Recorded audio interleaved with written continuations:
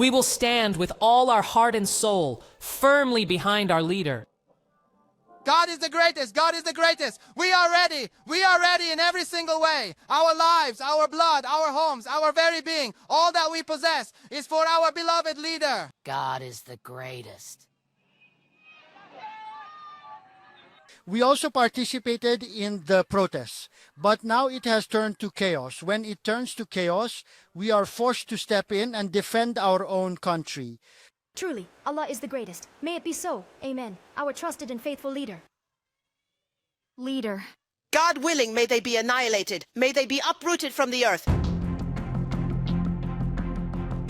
In a major show of support, tens of thousands of Iranians rally behind the supreme leader and his government.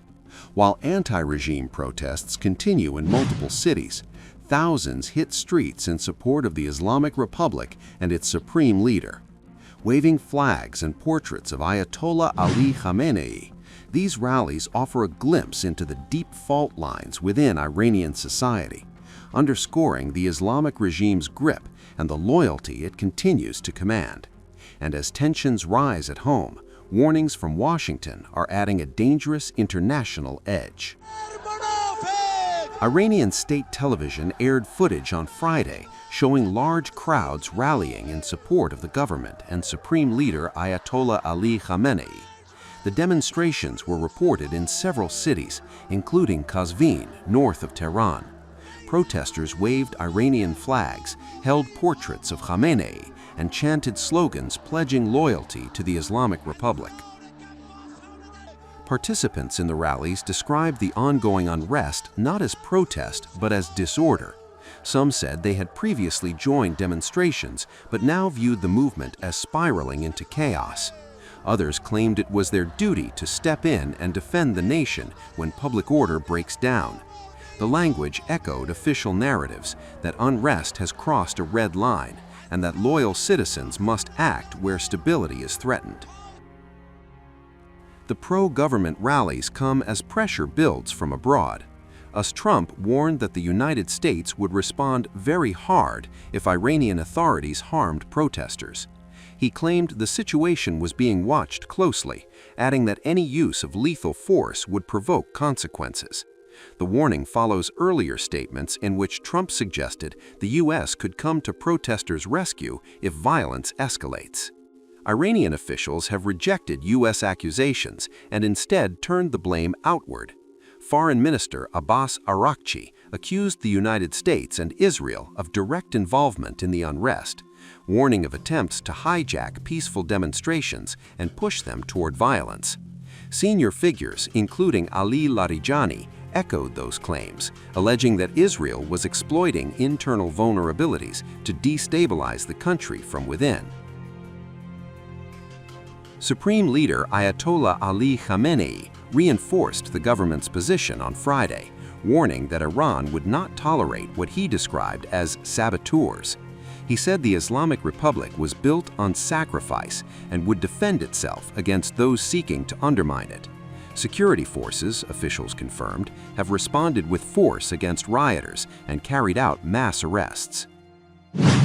Iran is on the boil. As streets burn and protests spiral into riots, U.S. President Donald Trump openly hints at direct intervention, raising fears of a dangerous new confrontation. And as the chaos spreads, the Khamenei-led regime unleashes a brutal crackdown, branding protesters U.S. and Israeli agents and blaming them for terrorism and arson across the country. Posting on his Truth Social platform, the U.S. president wrote that Iran is looking at freedom perhaps like never before, adding that the United States stands ready to help. The statement offered no details, but its timing was unmistakable. Trump's message came amid nearly 2 weeks of sustained protests across Iran and follows repeated warnings from him that Washington could act if Iranian authorities kill demonstrators. Just a day earlier, Iran's supreme leader broke his silence. Ayatollah Ali Khamenei directly targeted Trump, calling him arrogant and accusing him of having blood on his hands. Khamenei warned that history shows rulers are often overthrown at the height of their power. Khamenei then turned his criticism inward. He accused protesters of destroying their own cities to please the president of another country. The unrest, he claimed, was not organic, but driven by foreign interests. Iranian state media echoed that framing, portraying the demonstrations as a coordinated attempt to destabilize the Islamic Republic from abroad. Iranian outlets also reported a major security operation. Tasnim news agency said more than 200 alleged terrorist organizers of unrest had been detained.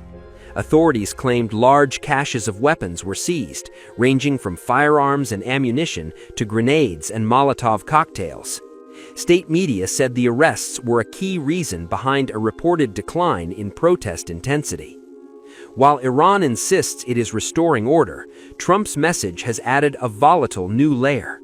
Washington has not outlined what help would look like, but Tehran is treating the statement as confirmation of foreign interference. With mass arrests underway, protests continuing, and rhetoric hardening on both sides, Iran's unrest is no longer just a domestic crisis. It is becoming an international flashpoint.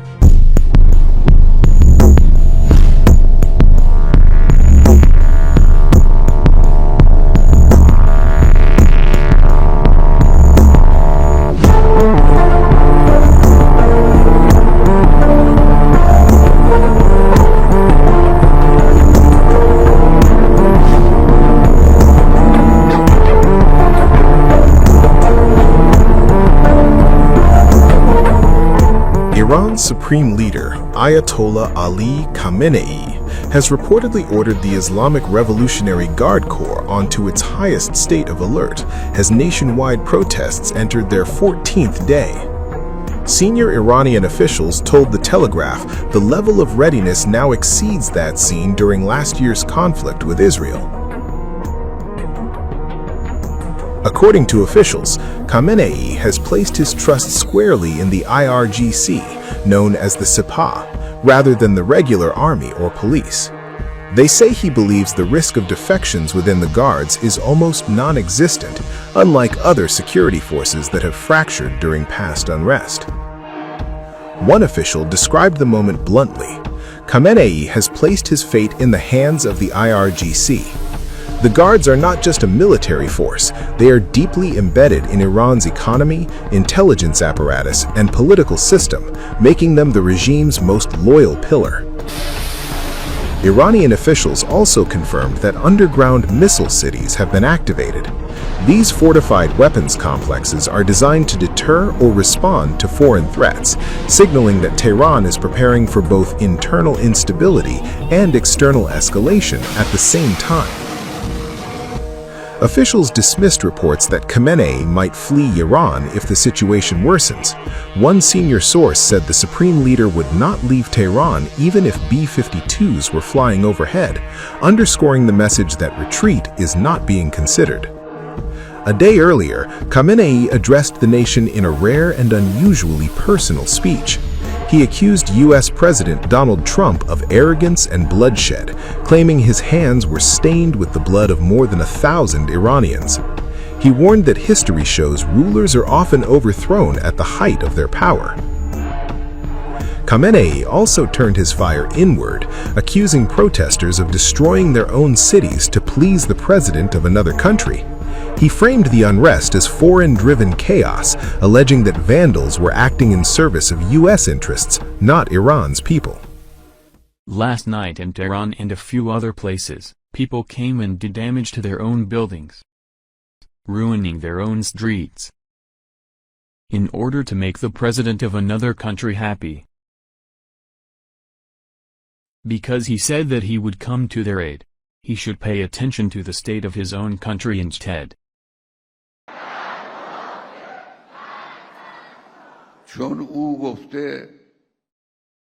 His hands are stained with the blood of more than 1,000 Iranians who were killed in the 12-day war, Israel-Iran conflict in 2025. His hand is stained with the blood of Iranians. Then he says I'm a supporter of the Iranian people. And people who are not thinking and have no sense listen to him and believe him. setting fire to bins, to please him.